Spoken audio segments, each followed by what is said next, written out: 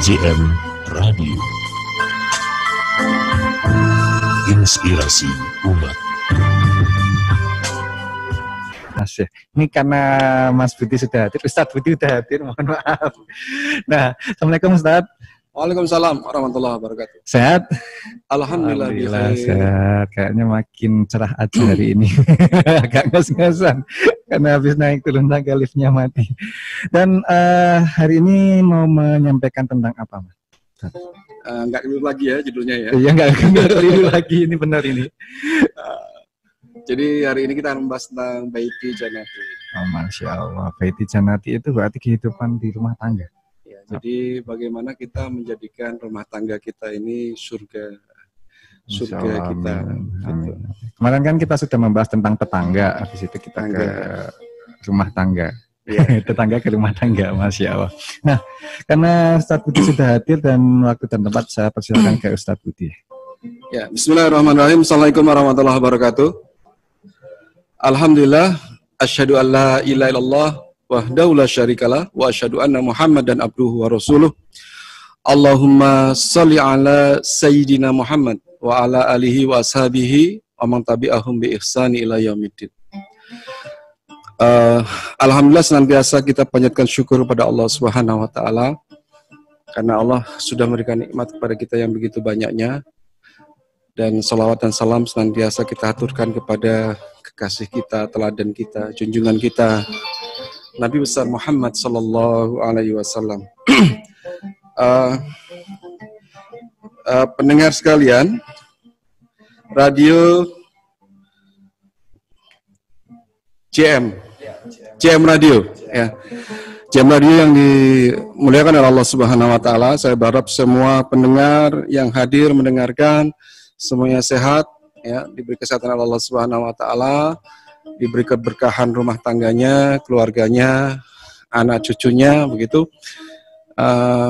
Dan semoga walaupun kita masih dalam pandemi corona ini, tetap oleh Allah dijaga, ya. Tidak ada satu orang pun kita, ya, kaum muslimin semua, pendengar semua yang terkena dampaknya, ya, baik dampak secara fisik maupun ekonomi. Karena ekonomi ini juga luar biasa, ya, banyak terpukul oleh corona ini. Nah, pada sore ini kita akan membahas tentang Baiti Janati. Banyak orang yang menempelkan di rumahnya itu tulisan-tulisan Baiti Janati, ya kan?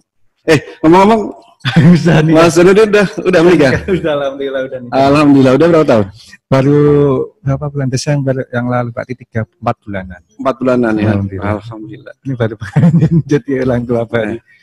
Ya, baik, alhamdulillah. Nah, jadi banyak orang yang kemudian sering membuat semacam slogan Baiti Janati.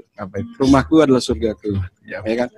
Tetapi faktanya mereka banyak yang nggak betah di rumah. Iya, betul. Ya kan, lebih betah kalau ngopi-ngopi, terus pergi ke kafe, pergi ke mall. Tapi kalau kumpul di rumah, hawanya gitu ya. Hawanya kok bosen. Ya. Ketika terjadi PSBB, ya, lockdown, ya, di rumah bosen. Nah, ini Baiti Janatinya kemana? Harusnya kan kemudian ketika kita mengatakan bahwa ini adalah Baiti Janati, ya kita ngumpul di rumah itu seneng gitu, ya kan? Nah, ini hal yang penting kita bahas. Apa yang keliru dari konsep Baiti Janati kita? Ya.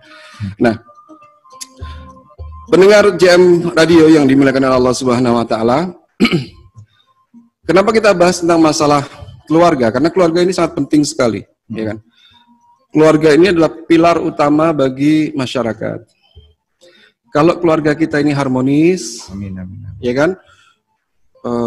Suami istri harmonis, dengan anak harmonis, itu akan berpengaruh pada masyarakat. Masyarakatnya akan harmonis, aman, tentram, gitu.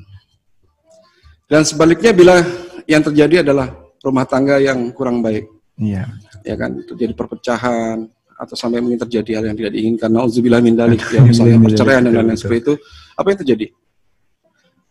Yang jadi korban anak, ya kan. Dan bahkan kalau kita belajar psikologi, tingkat Mas Zanuddin, tingkat stres yang paling tinggi itu apa? Kalau orang punya masalah keluarga. Masalah keluarga, betul. Itu paling tinggi. Kalau orang udah punya masalah keluarga, itu udah pasti stresnya tinggi sekali. Melebihi stres belum dapat gaji. Ya kan? Wah, THR nggak turun-turun. Masalah keluarga ini luar biasa. Misalnya kita punya masalah dengan orang tua, kita punya masalah dengan istri atau dengan suami, seorang anak bermasalah di keluarganya, itu luar biasa, stresnya sangat tinggi. Gitu. Akhirnya apa pelariannya? Ya, kalau ada anak nakal misalnya, ada anak narkoba, ada anak kriminal, coba tanya, anak usia yang belum balik, misalnya anak sekitar 13 tahun, kita lihat kan anak 13 tahun tawuran gitu kan, mungkin nggak itu dari keluarga sakinah mawaddah warahmah? Nggak mungkin. Atau narkoba dari keluarga baiti jannati? Nggak mungkin. Atau ada anak curanmor misalnya, ya kan anak SMP curanmor, atau anak SMP bacok orang, itu nggak mungkin dari keluarga baiti jannati. Artinya baiti jannati ini sangat kuat, dan ini harus jadi program pemerintah. Ya. Kalau ingin memang menjadikan negara ini baldatun thayyibatun warabul ghafur, ya kan, keluarga. Ini ya. Nah, itulah kenapa kita penting untuk membahas baiti jannati, rumahku surgaku. Semoga kita oleh Allah diberi keluarga yang sakinah mawaddah warahmah, ya kan, damai, ya, tidak ada masalah, ya, sampai kakek nenek, anak cucu, ya kan, gembira. Sebenarnya nanti saya ceritakan tentang kisah keluarga Rasulullah SAW. Ya, Allahumma sholli alaihi. Nah, keluarga baiti jannati, ya, kenapa kita harus apa? Yang pertama harus kita letakkan pondasinya, ya, dalam keluarga itu adalah ketika kita menikah. Ya. Ini kita bahas dulu dari awal dulu, ya. Permulaan awal. Dari permulaan, jomblo dulu. Kebetulan ini Mas Zainuddin udah menikah, ya, jadi enggak bisa disindir nih, ya. Alhamdulillah. Jadi menikah pertama harus tujuannya adalah ibadah, ya kan? Tujuannya ibadah. Jangan sampai nanti sering kan dalam pengajian itu, saya kalau pengajian ibu-ibu dicurhati, Ustadz, gimana caranya agar bisa mengajak suami bisa sholat. Nah, ini kan ada kekeliruan dari awalnya. Kenapa betul. Dia milih yang laki-laki yang nggak sholat? Betul. Ya, atau sebaliknya mungkin kan gitu. Ya. Nah, sehingga dari awal kita ketika ikhtiar mencari pasangan, mencari jodoh itu, kita harus pertama adalah niatnya adalah karena ibadah. Ya, karena ibadah. Mengharapkan ridho dari Allah Subhanahu wa taala. Dan ini bisa dilihat dalam hadis Nabi, ya, muttafaqun alaih, yang diriwayatkan oleh Imam Bukhari Muslim. Ya, ini sangat masyhur hadis ini. Tungkihul mar'ah li arba. Biasanya wanita itu dinikahi karena empat perkara. Ya. Yang pertama adalah lima liha. Karena hartanya. Kenapa kamu menikahi gadis itu? Oh, karena dia anak sultan, gitu. Ya, anak orang kaya, orang kaya. Ya. Terus kemudian ada juga yang karena wali hasa biha, karena keturunan. Ya, anak bangsawan, anak pejabat, ya. Terus kemudian wajamaliha, karena dia cantik. Ya, karena dia cantik. Terus itu yang ketiga, dan yang keempat adalah walidiniha, karena agamanya. Dan Rasulullah SAW itu mengatakan, ya, meminta kepada kita, memberikan nasihat kepada kita, ya, ada nasihat Rasulullah, fatfar bidatid din, ya, maka, ya, nikahilah orang yang atau perempuan yang baik agamanya. Ya.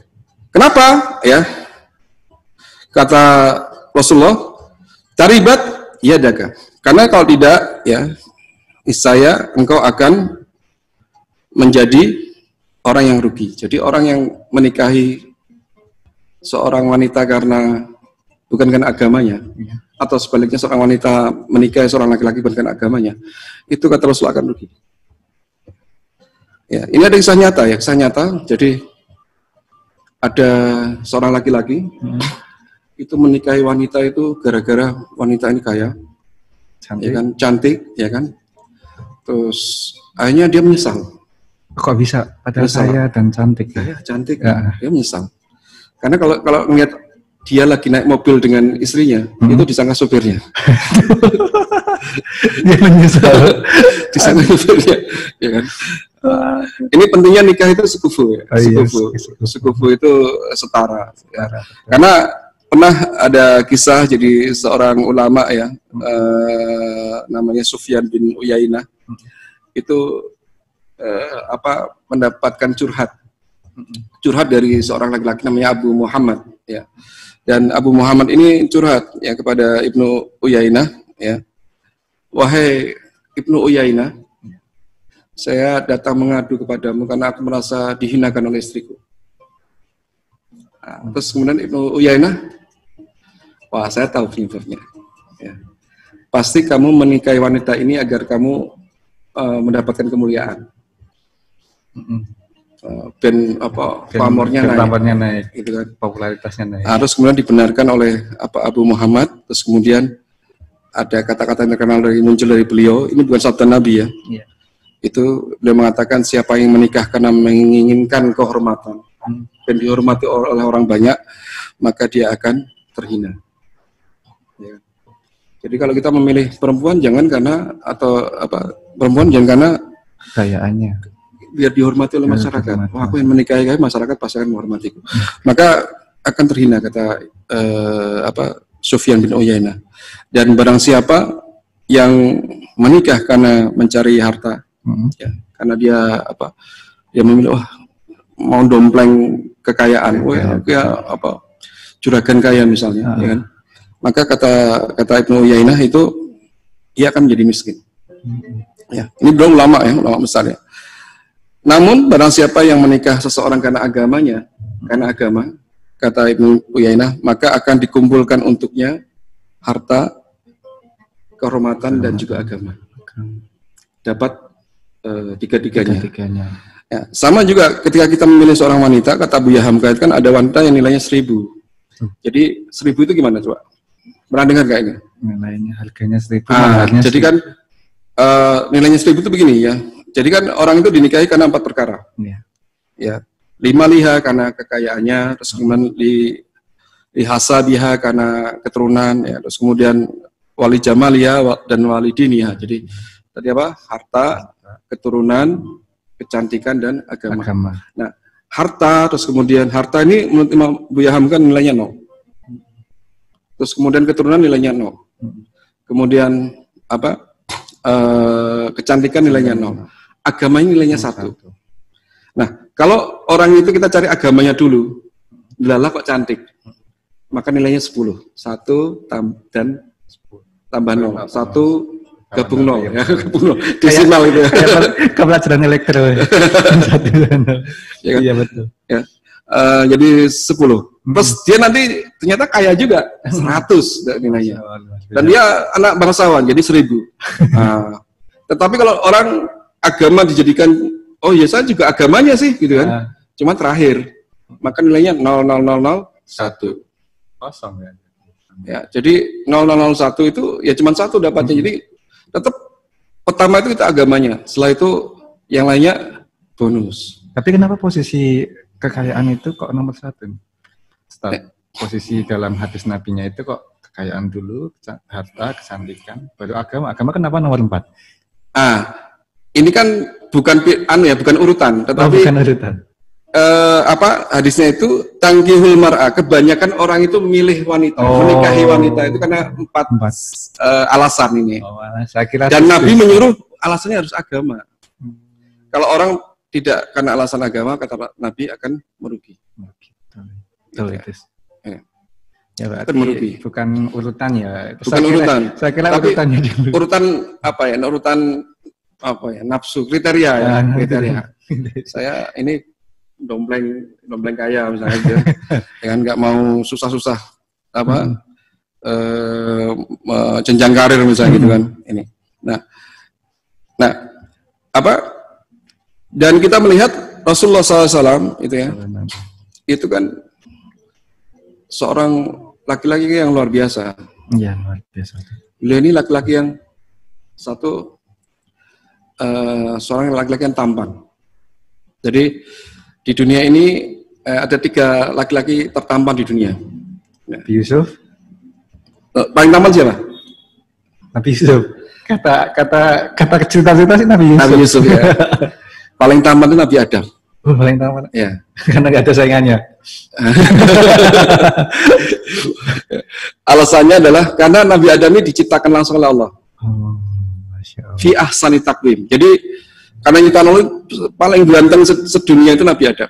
Ya, kalau seluruh manusia dikumpulkan, orang yang paling ganteng sedunia itu Nabi Adam. Jadi setengahnya 50% ketampanan manusia itu ada dalam Nabi Adam. Nabi Adam. Baru setelah itu Nabi Yusuf. Oh, Ya. betul. Dan yang ketiga siapa? Rasulullah. Nabi Muhammad SAW. Nah, karena ada pertanyaan, kenapa Iya. kok beda ya sama Nabi Yusuf? Nabi Yusuf kan kisahnya saking gantengnya, ya kan? Sampai orang itu ngiris apel aja sampai nggak kerasa. Iya, betul. Nah, karena Nabi Yusuf itu mujizatnya hanya ketampanan. Oh, sisanya di ketampanan. Ketampanan itu tampannya tampan mujizat. Ya. Sampai orang ngiris aja sampai nggak kerasa. Saya gantengnya pol.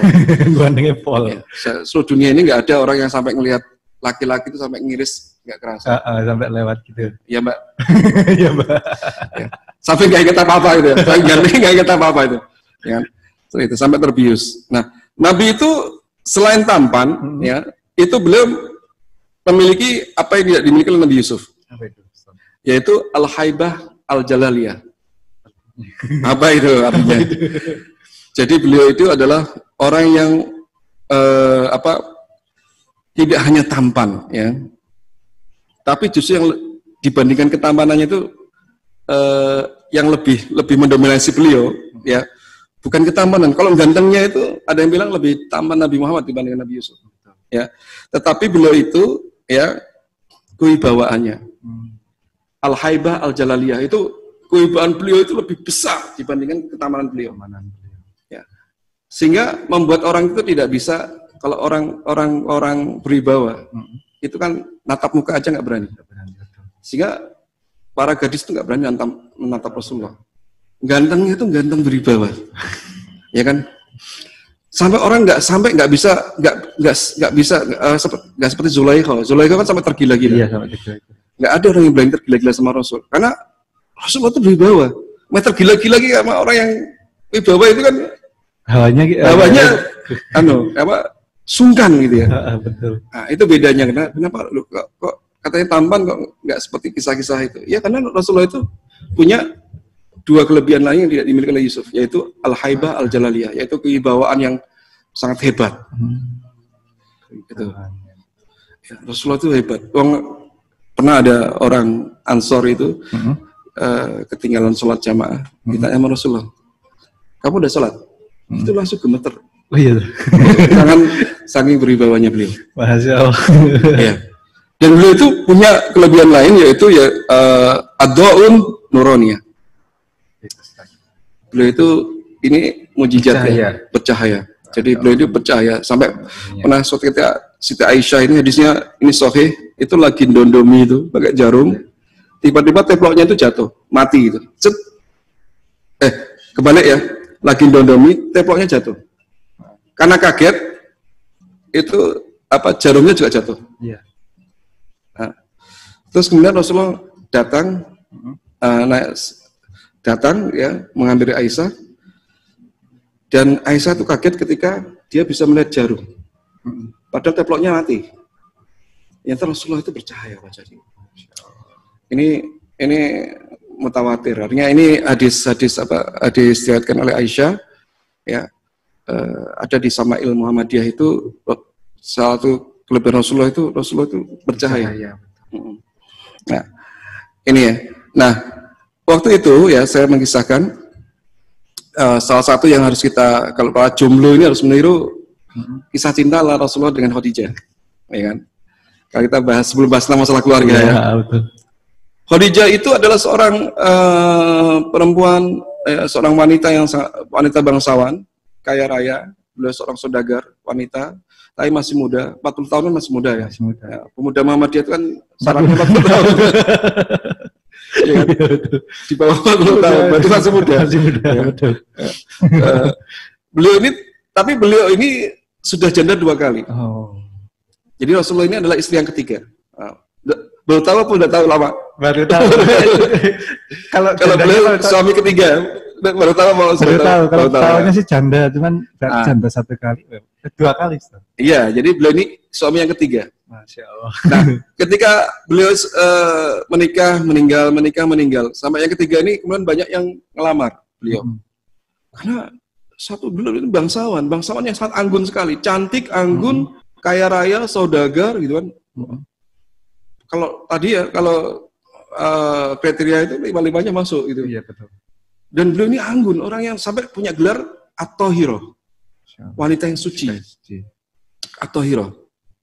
Beliau nggak mau, untuk pernikahan yang ketiga beliau nggak mau lagi menerima orang itu. Sampai suatu ketika muncullah seorang pemuda berusia 25 tahun yang bernama Muhammad Sallallahu Alaihi Wasallam. Atau dia belum jadi nabi ya, sudah 25 tahun. Kemudian Rasulullah itu seorang pedagang. Jadi di orang-orang Quraisy itu punya tradisi berdagang. Kalau nggak ke Syam itu ke Yaman. Nah, ini baru tahu apa udah lama tahu? Kalau ini baru tahu. Saya kira cuma di Arab doang. Arab ke Syam. Syam itu masih Arab ya. Oh. Dan sekarang sudah pecah jadi 4 negara. Tapi nggak tahu namanya itu. Nah, 4 negara itu Palestina, Lebanon, terus kemudian Syria dan Yordania. Israel itu nggak ada ya? Israel tidak nggak ada. Nggak ada. Israel itu nggak kita akui. Nggak akui, betul. Ya. Dompleng. Dalam ya mereka penjajah lah. Ya. Iya betul. Nggak usah kita sebut lah. Iya. Ya. Terus Syam. Jadi kan luas sekali 4 negara itu. Jadi orang kalau musim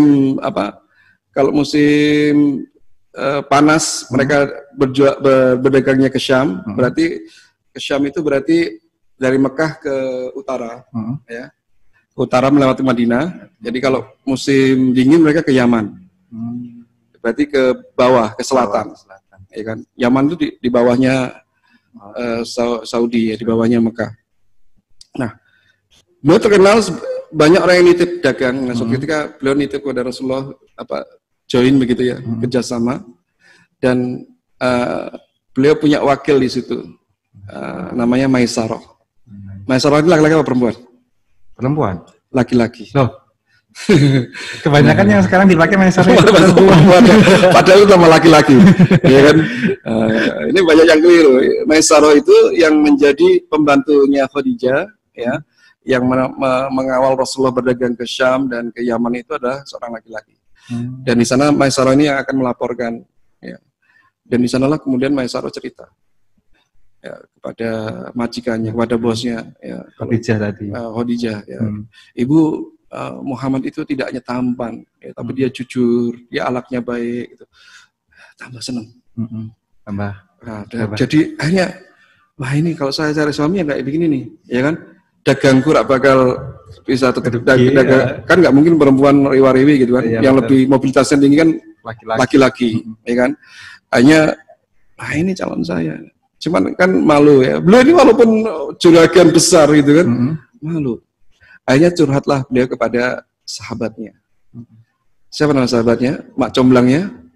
Maisarah, bukan? Bukan, namanya Nafisah. Nafisah. Harus dihafal. Itu perempuan. Kalau ini perempuan. Perempuan. Kita laki-laki lagi.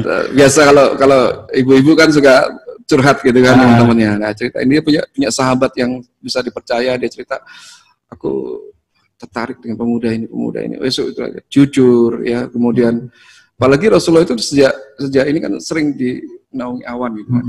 Sejak kecil itu kan salah satu bukti kenabian beliau kan gitu. Pokoknya mulia ya.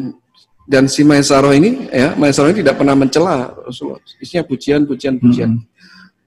Wah ini kalau saya cari suami untuk hidupku sampai akhir hayat, yang kayak gini nih. Ya. Saya sama Nafisah, kemudian Nafisah menawarkan diri. Nanti kalau kamu mau malu mengungkapkan kepada Muhammad, saya nanti akan menyampaikan. Tapi Nafisah itu posisinya udah punya suami juga.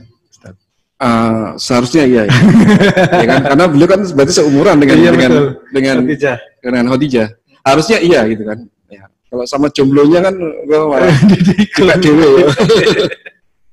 Iya, jadi menarik. Enggak, ini nih saya belum pelajari ya, tapi logikanya harusnya sudah menikah, apalagi sampai berani jomblang. Ya, betul. Nah, kemudian datanglah ya kepada Rasulullah, waktu itu belum dibiksah ya, belum jadi nabi. Itu ini sudah 451 ya. Iya betul, cepat banget. Cepat banget ya. Nah, hanya beliau bertanya kepada Muhammad, ya Muhammad, kamu tidak berniat untuk menikah? Gitu. Kamu nggak berniat untuk menikah? Terus Rasulullah ya, walaupun umi, beliau orang cerdas. Kenapa engkau bertanya seperti itu? Nah, ya kan. Kira-kira siapa yang mau dengan saya? Cuma pedagang biasa seperti ini. Ya. Orang bukan kaya raya, bukan ini. Ya. Ada. Ya. Khadijah. Kaget. Khadijah mau dengan saya. Majikannya. Waktu itu bosnya. Rasulullah tahu kalau itu bosnya. Iya, artinya walaupun beliau kerjasama ya, partner dagang, tapi bukan bawahan. Tapi kan tetap yang pemodal besarnya kan dari Khadijah. Betul. Yang kaya ini Khadijah. Akhirnya singkat cerita menikahlah dua manusia agung ini ya. Satu punya gelar Al-Amin, ya dari muda sudah punya gelar Al-Amin, satu lagi At-Thahir. Makanya salah satu yang dia harus dipersiapkan oleh seorang jomblo itu ya, itu sebenarnya Rasulullah kan. Quran mengatakan ya, al-khabisatu lil-khabisin at-thayyibat lit-thayyibin. Orang buruk itu jodohnya sama orang buruk. Orang baik jodohnya sama orang baik. Jadi kalau kita ingin dapat jodoh yang baik, ya kita harus menjadi orang baik. Kita persiapkan diri sebaik-baiknya. Ya. Kayak kisahnya itu kan juga ada orang pengen lamar anak kiai, ya kan? Wah itu ada anak kiai, ya kan? Solihat, ya kan? Cantik lagi gitu kan? Rasanya dia ngelamarlah pada kiai itu. Nggak taunya di sana sudah nggak cuma dia, 3 orang yang mau ngelamar, gitu. Ya kan? Minder langsung gitu. Kalau orang baik kan yang ngelamar banyak gitu. Ya, betul. Ya. Jadi nggak usah kita itu untuk para jomblowati nggak usah khawatir aku jodohku kok piye. Kalau jenengan itu, kalau kita ini memiliki kelebihan akhlak, kebaikan itu rebutan. Kata dia anaknya kiai itu udah solehat, anak kiai lagi gitu. Itu 3 orang yang lamar. Masya Allah. Terus karena ini kiai tentu filternya kan ala kiai ya, pemilihannya ala kiai. Kamu namanya siapa Mas? Saya namanya Anas Pak. Oh iya, kalau gitu kamu baca surat Anas. Qul a'udzu birabbinas. Pasti hafal semua ya. Lumayan. Ada Mas, saya namanya siapa? Saya Torik Pak Yai. Oh, kalau gitu baca wasama iwat Torik. Udah surat At-Torik. Panjang. Terus yang ketiga udah bingung nih, terus lanjut kan namanya siapa Mas? Setelah dia At-Torik selesai, ya kan? Yang 3 tanya, lanjut kan siapa Mas namanya? Aduh Pak, kalau namanya Imron Pak. Tapi saya biasa dipanggil Kulhu. Kok bisa? Jadi lucu ya. Biar gak disuruh baca Ali Imron, panjang banget ya. Iya. Nah, ini kita lihat Rasulullah itu menikah dengan Khadijah berapa tahun? 25 tahun. 25 tahun. Itu hampir tidak ada yang namanya pertengkaran. Nggak ada cekcok, nggak ada marah-marahan. Subhanallah. Itu keluarga yang sangat harmonis, luar biasa. Sampai kalau kita ada kisah ya. Jadi Nabi itu punya pembantu namanya Zaid bin Haritsah. Zaid bin Haritsah ini pembantu Nabi. Jadi dia itu anak hilang sebenarnya. Jadi ada anak hilang. Terus kemudian zaman Arab masih ada perbudakan. Terus Zaid bin Haritsah ini dijual oleh orang yang nemu jadi budak. Kemudian dibeli oleh Khadijah dihadiahkan kepada Rasulullah SAW. Suatu ketika bapaknya Haritsah itu datang. Dia nyari anakku di mana ya? Anakku di mana hilang tuh. Samanya dia dapat kabar bahwa anaknya menjadi pembantu di tempat Rasulullah SAW. Tempat Khadijah. Didatangi rumah Khadijah. Ya Rasulullah gitu kan. Ya Muhammad, aku mau ambil balik anakku ya. Ya. berapapun harganya saya bayar. Terus Rasulullah bilang, saya ingat. terus kemudian Rasulullah, silakan aja diambil Pak, nggak usah bayar, asal anaknya mau. Dan Haditsah lebih memilih tinggal jadi pembantu. Ya bilang sama ayahnya, wahai ayah, saya lebih memilih tinggal dengan Muhammad, karena keluarganya keluarga harmonis, gitu. Tenang, damai, penuh kasih sayang, gitu, ya kan? Ya. Masya Allah. Dan di situ kita lihat akhlaknya Khadijah, ya, ibunda Khadijah, juragan, saudagar kaya. Rasulullah itu semua dakwanya yang biayai Khadijah, tapi tidak pernah menghinakan sedikit Rasulullah SAW. Boleh istri itu ya kayak Khadijah ini. Gimana Mas ini? Tapi kita harus jadi kayak Muhammad dulu. Lagi ngangel. Lagi ngangel Ustaz. Ya kan? Nyari yang seperti Khadijah, tapi jika diri kita harus seperti Muhammad sallallahu alaihi wasallam, hingga layak mendapat seperti Khadijah radhiyallahu anha. Itu Khadijah itu tidak pernah 25 tahun tidak pernah mengecewakan Rasulullah SAW. Sampai ketika beliau wafat, itu kan, itu ketika ada orang datang, itu siapa? Itu sahabatnya Khadijah. Itu Rasulullah langsung hormat sekali. Siapapun yang berhubungan dengan Khadijah itu hormat, karena sampai dalam sekali rasa cinta pada Khadijah ini, karena Khadijah itu luar biasa. Beliau itu walaupun wanita kaya gitu, terus kurang apa, kaya, cantik, tapi kepada Rasulullah itu hormatnya luar biasa. Ya. Dan panggilan Rasulullah kepada Khadijah itu apa? Habibi, wahai kekasihku, wahai sayangku, sayangku lah kita, say, gitu. Ya kan? Itu Rasulullah itu apa ya, suami yang menyenangkan ya, gitu ya, seperti itu. Nah itu ketika kita ikhtiar ya mencari jodoh itu seperti itu. Kalau Khadijah punya sahabat Ustaz ya? Khadijah punya sahabat. Itu sahabat-sahabatnya juga ada ceritanya juga Ustaz? Banyak. Misalnya salah satu tetangga Rasulullah, tahu nggak? Salah tetangga Rasulullah. Salah satu tetangga Khadijah. Siapa itu Ustaz? Abu Bakar As-Siddiq. Abu Bakar itu tetangga Khadijah. Jadi Rasulullah itu kenal Abu Bakar itu setelah menikah dengan Khadijah.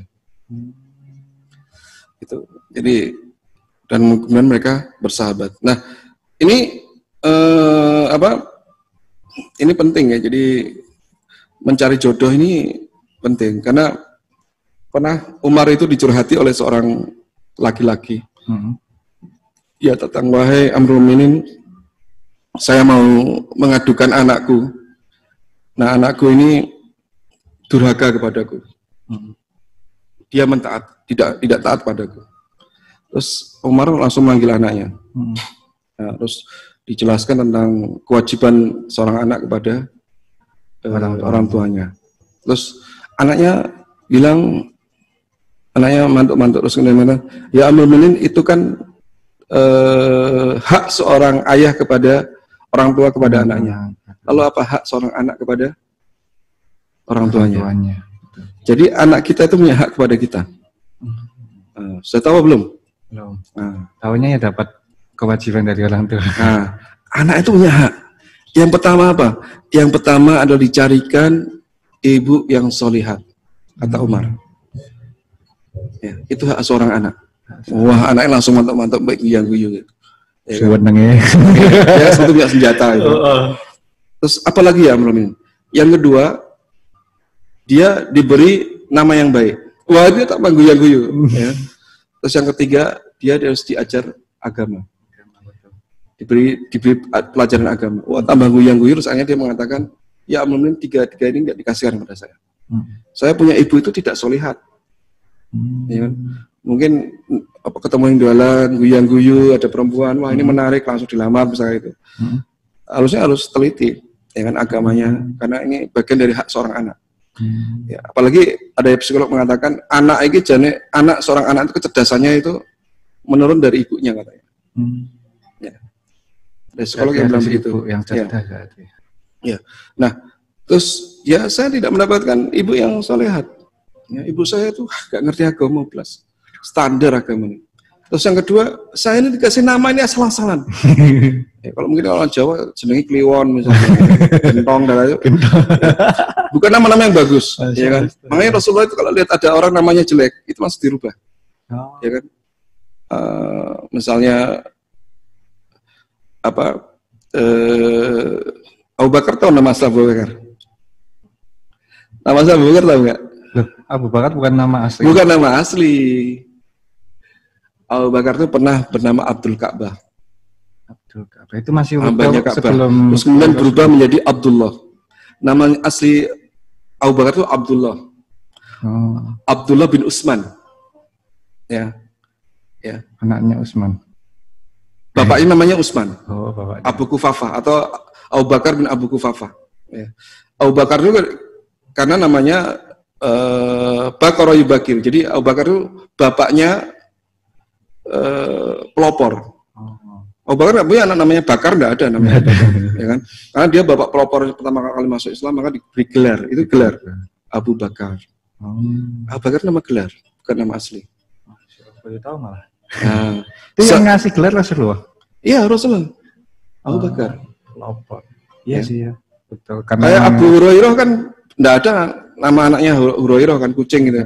Itu yang ngasih gelar juga Rasulullah, Abu Hurairah. Ali itu juga gelar tapi nggak terkenal, Abu Turab namanya. Gara-gara beliau kan suka tidur di tanah, ya kan. Terus pas Rasulullah manggil Ali itu tanahnya masih nempel. Masih nempel. Oh, ada bekas nempel. Terus panggil Abu Turab, ya, Bapak Pak Tanah ini. Bapak Tanah. Ya, Turab kan tanah. Nah, tapi itu guyonan ya. Tapi senang, Ali senang dengan panggilan itu, senang, ya kan? Karena dari Rasulullah kan berarti spesial. Ya, walaupun guyonan spesial. Nah, itu ya. Jadi dari ikhtiar itu kita harus mencari jodoh yang terbaik. Ya, mencari jodoh terbaik. Soal itu ya. Terus kemudian, nah, ketika menikah, ya, apa sih syaratnya menikah itu biar langgeng, ya? Apa itu, Ustaz? Nah, ini kan lama, baru 4 tahun, 4 bulan. 4 bulan. Nah, pertama itu menikah dengan orang yang masih hidup. Ya pasti, Ustaz. Ya mungkin.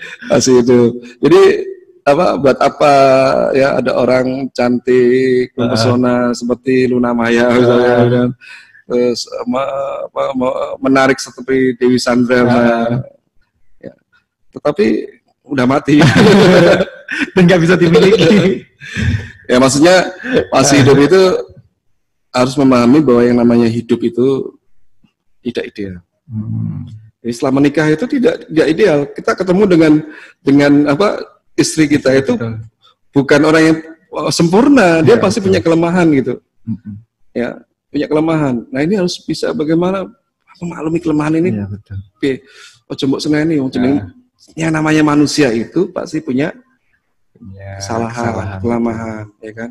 Bukan malaikat. Nah, makanya bahasanya masih hidup. Yang namanya Oh itu ya. Masih hidup itu berarti juga tahu ya bahwa hidup itu kan tidak sempurna, penuh tantangan. Ya. Jadi orang boleh bermimpi misalnya aku pengen dua rumah misalnya yang besar, ada kolam renangnya, ya kan. Terus kemudian mobilnya banyak gitu ya. Itu mimpinya seperti itu. Tapi kalau kita kembali kepada kehidupan ini kan perjuangan. Jadi kalau bisa bareng-bareng. Misalnya ini juga dari sisi perempuan ya, agar bisa bersabar. Ya, bersabar misalnya, saya punya suami penyiar gitu kan. Jarang di rumah. Terus yang diwawancarai cantik-cantik. Iya betul, aku sadar juga. Ini di bentengnya aja di rumah gitu kan. Ini kehidupan. Jadi hidup itu tidak sempurna gitu. Namanya hidup itu harus. Nah kalau orang paham, ini hidup ini kita nggak hidup dalam mimpi, ya kan. Terus yang kedua, sama-sama manusia, ya kan. Jadi menikahnya sama-sama manusia. Ya ini kan biar orang kaget aja. Iya betul, kan bisa sama. Ya harus lah. Iya, masa sama kucing gitu. Kucing gitu. Ya kan?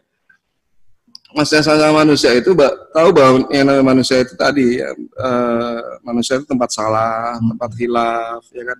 Jadi harus gampang memaafkan, ya kan. Gampang memaklumi. memaknai manusia seperti manusia sebenarnya. Ya? Iya, manusia. Kita bukan malaikat yang selalu benar, ya, Betul. yang perfect gitu kan. Misalnya kayak mungkin istri saya yang ngeliat beliau misalnya saya Ustadz, tapi beliau pasti istri saya tahu ya. Kalau di rumah ya tahu, ya pasti ada yang tidak bisa ditutupi di luar. Iya betul. Yang paling penting kan istri kita. Betul. Yang paling tahu istri kita. Ternyata itu Ustadz, jebule yang turu ngileran. Kayak gitu kan. Wah, ganteng-ganteng Mas Zainuddin ngileran ya. Yang tahu kan istrinya kan itu. Ya kan? Dan itu benar. Enggak. Itu kan sesuatu yang tidak ketika kenal mungkin nggak tahu ternyata ngileran. Ya wis lah, asal tidak masalah syariat gitu kan. Iya betul. Ya kan? Poso malah mangan malah kan iya, itu kalau kekurangan yang kalau sama manusia pasti ada kekurangan di situ. Nah, terus yang ketiga ya syaratnya itu apa coba? Beda kelamin. Beda kelamin. Syaratnya itu emang benar semua. Maksudnya beda kelamin ini adalah ya satu memang ya kalau namanya LGBT nggak bakal bahagia.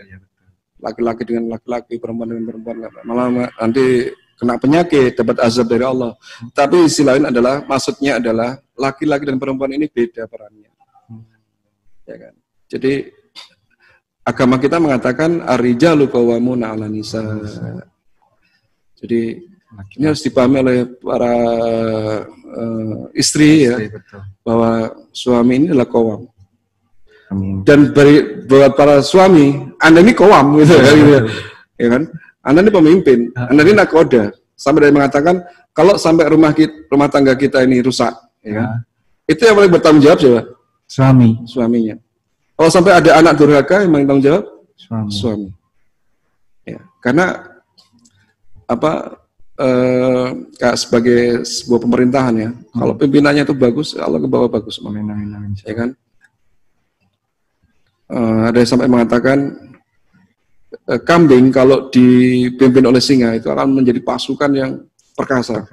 Tetapi ribuan singa kalau memimpin kambing itu akan ngembek semua. Ya kan? Nah, ini betul Ustaz. Jadi leadership ini juga harus pemimpinan harus penting juga ya dipupuk. Nah, dan itu jangan sampai kemudian perempuan ini pengen memimpin, pengen setara secara equal ya. Nah, tetap harus ada pemimpin. Satu rumah itu nggak boleh ada dua nakoda. Betul. Ya kan, bayangkan kalau mobil setirnya dua kan, langsung laku kan. Enggak kabe, di sini enggak kanan, di sini enggak. Nggak bisa. Ya.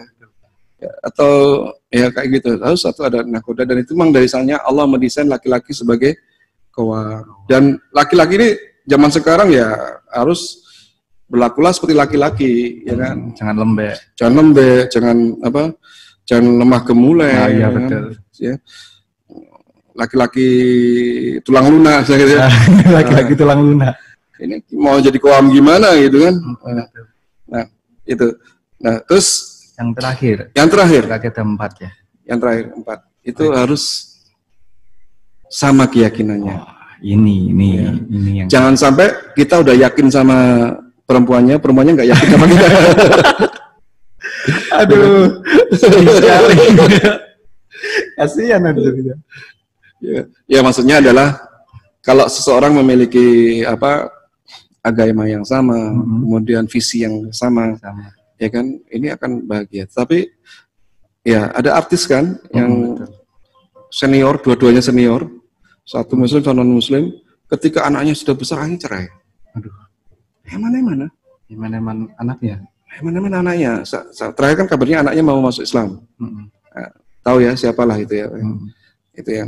Itu kan artis senior. Iya betul. Di masa sepuhnya cerai. Aduh. Ya kan? Karena beda pandangan. Nggak bisa. Di PB ini angel. Nggak ketemu ya? Nggak ketemu. Nggak bisa. Tetap sebaiknya kalau satu keyakinan. Itu ya. Ini ada break kan nih? Karena atau langsung saat ini tinggal 5 menit soalnya, 30 menit. Nah, dan yang terakhir ya, yang terakhir saya menyampaikan sebenarnya ada 4 poin lagi, tapi yang terakhir ya. Jadi rumah tangga itu ada kalau tadi syarat biar kita itu bisa memahami rumah tangga suami istri itu dengan baik tadi dengan 4 ya, itu apa? Masih hidup, sama-sama manusia, sama-sama beda kelamin, sama-sama keyakinan, betul. Tapi terus diterjemahkan, tafsir, ditakwil ya. Jangan sampai judulnya tuh. Judul kayak judul isinya harus takwil ya. Nah, kalau ini tipe rumah tangga itu juga sama ada 4. Jadi pertama adalah rumah tangga tipe kuburan. Tipe kuburan itu berarti rumah tangga yang jarang ada komunikasi. Terus menikah jarang komunikasi. Suaminya datang nggak disambut, nggak diajak ngobrol, ya kan. Suaminya datang juga kesel juga nggak ngomong gitu kan. Nah, ini rumah tangga kuburan, hanya sepi kayak kuburan. Nah ini rumah tangga tidak sehat. Atau yang kedua itu ada namanya rumah tangga tipe ring tinju. Tipe ring tinju itu dua-duanya dominan. Kayak tadi kan, nggak jelas mana nakoda, mana supir, mana kena, nggak jelas. Ya kan, akhirnya berantakan. Ya kan, kayak tinju itu selalu berantem, tank itu tinggal nunggu ronde aja untuk berantem selanjutnya. Ini tidak sehat, ya kan. Juga ada rumah tangga, sebenarnya ada 5 ya. Tipe rumah tangga, tipe rumah sakit. Rumah sakit itu berarti ada salah satu jadi dokter, satu jadi pasien. Pasien itu berarti ada yang terlalu didominasi.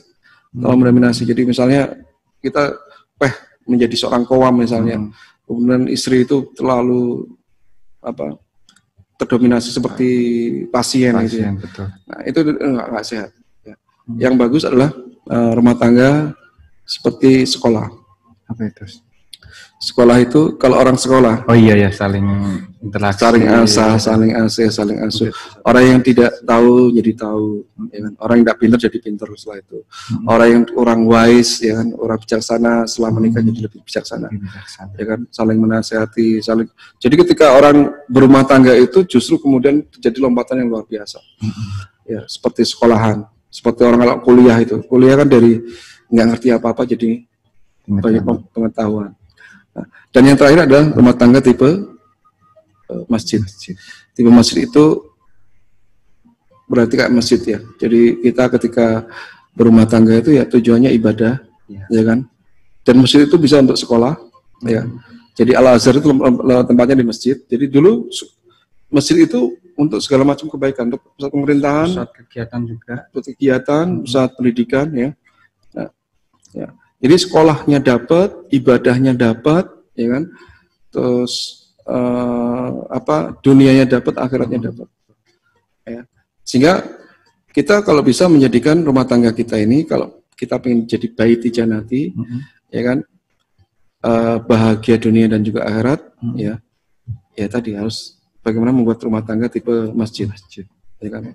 Kalau di masjid itu untuk ibadah, dan di sana kan masjid kan seharusnya yang namanya masjid kan orang mendapatkan kedamaian itu di masjid. Orang stres harusnya larinya kemana? Ke masjid. Masjid, betul. Ya di sana ada banyak ustadz, di sana orang bisa sholat, ambil air wudhu, menenangkan diri. Ya. Jadi rumah ini tempat orang lari harusnya itu. Jadi kalau ada orang masalah kok larinya ke tempat lain, berarti kan ada masalah dengan dirinya. Rumah ini tidak nyaman. Ya. Harusnya rumah ini senyaman mungkin sehingga anak-anak kita itu lebih senang curhat kepada kita dibandingkan kepada orang lain. Ya, jadi bapak itu jadi sahabat buat anaknya. Gitu. Sahabat buat istrinya juga. Sahabat buat istrinya, tempat curhat, ya kan? Ini menarik.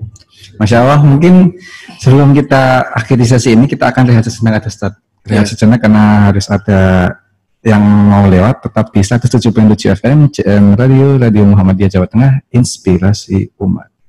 Nah, akhirnya kita masuk di sesi terakhir mengenai pembahasan kita tentang Baitil Janati, dan tadi sudah dibahas banyak hal dan banyak sekali yang bisa kita ambil dari isi kajian kita hari ini. Untuk yang terakhir, Monggo Ustaz bisa disampaikan. Baik.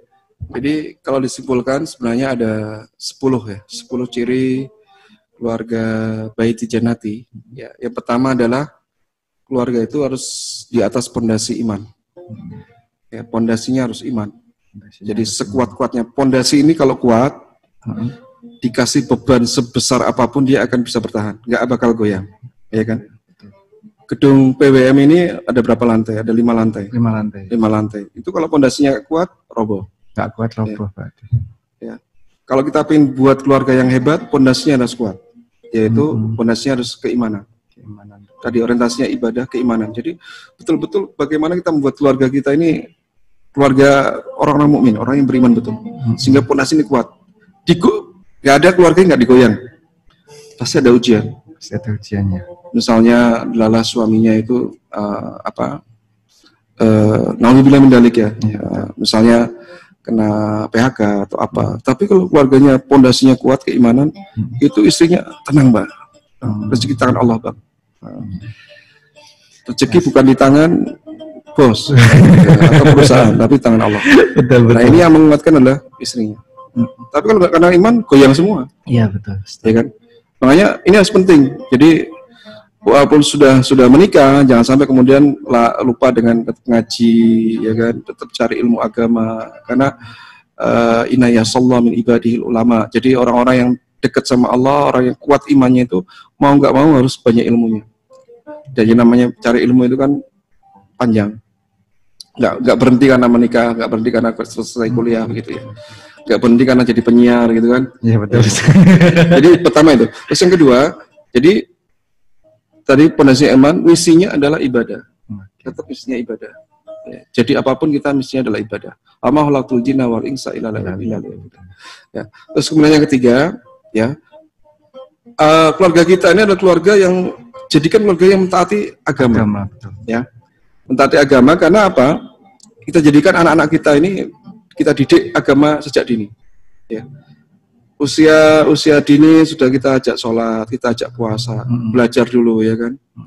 Ini ya, anak saya kelas TK itu sudah belajar puasa, belajar sholat gitu.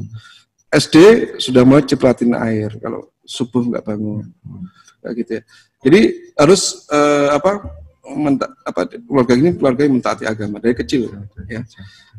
Terus kemudian yang keempat ya, keluarga yang senantiasa ya kita pupuk ya. Cinta ini, kasih sayang ini harus kita pupuk. Ya. Jadi tidak bisa mentang-mentang udah menikah udah pasti otomatis sayang dan cinta. Nah, sayang dan cinta itu ketika pacaran. Iya, betul. 3 bulan pertama pernikahan itu masih romantis. Masih romantis, betul. Coba nanti kalau udah setahun, itu, udah punya anak, itu harus dipupuk cinta itu. Ya, dipupuk. Jadi dia kayak biji, kayak sayang kayak biji. Dia harus dipupuk. Kalau dia nggak dipupuk, mati. Tapi kalau dia dipupuk, disirami, dia akan tumbuh. Ya, apapun caranya, ya kan? Ya, jangan lupa untuk kebersamaan, piknik bareng. Jangan terlalu sibuk sendiri, siaran sendiri.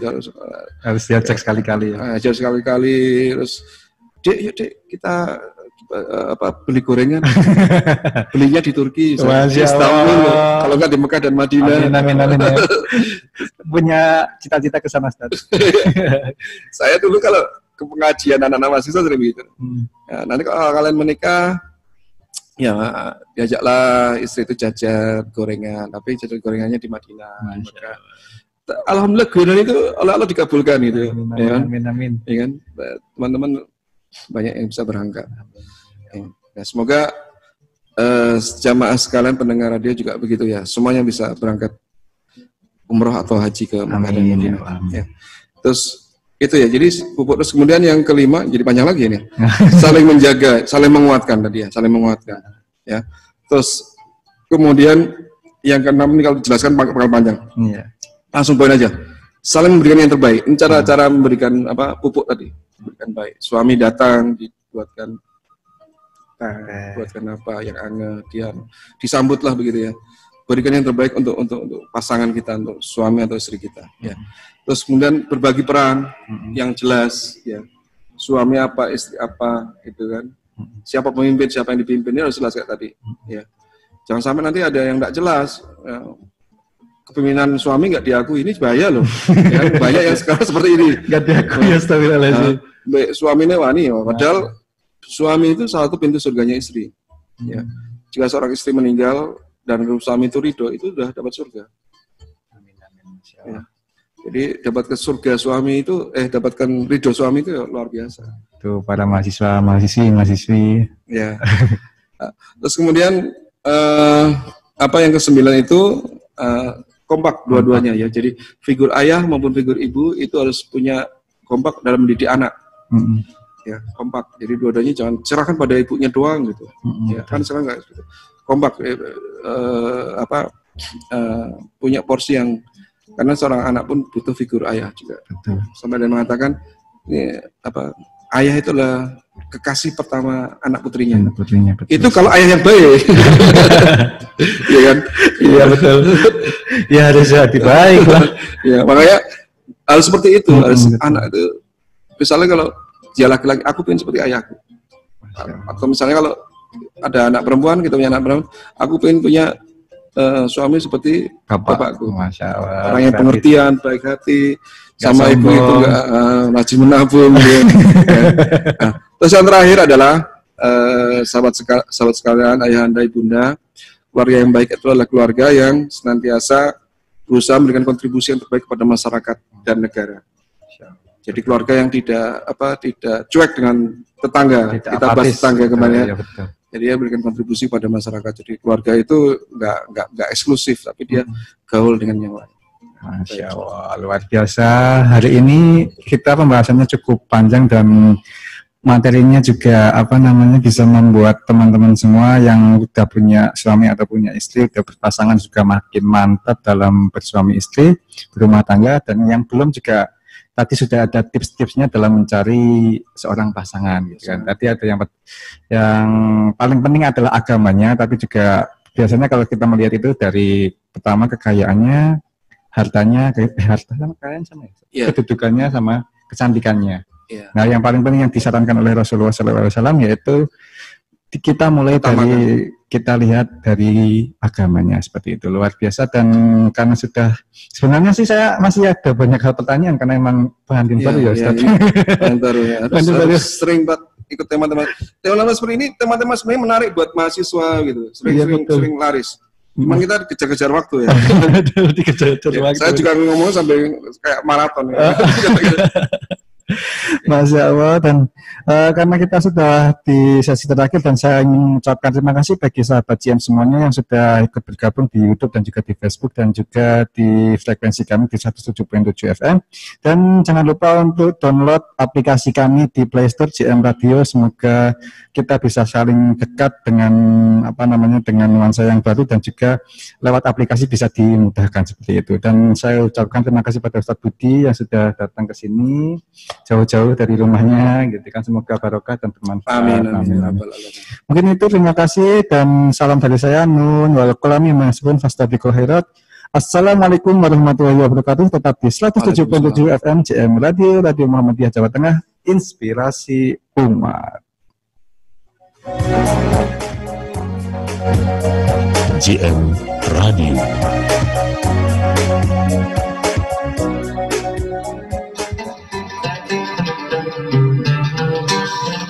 Acara ini dipersembahkan oleh Lazismu Jateng, aksi bersama untuk sesama.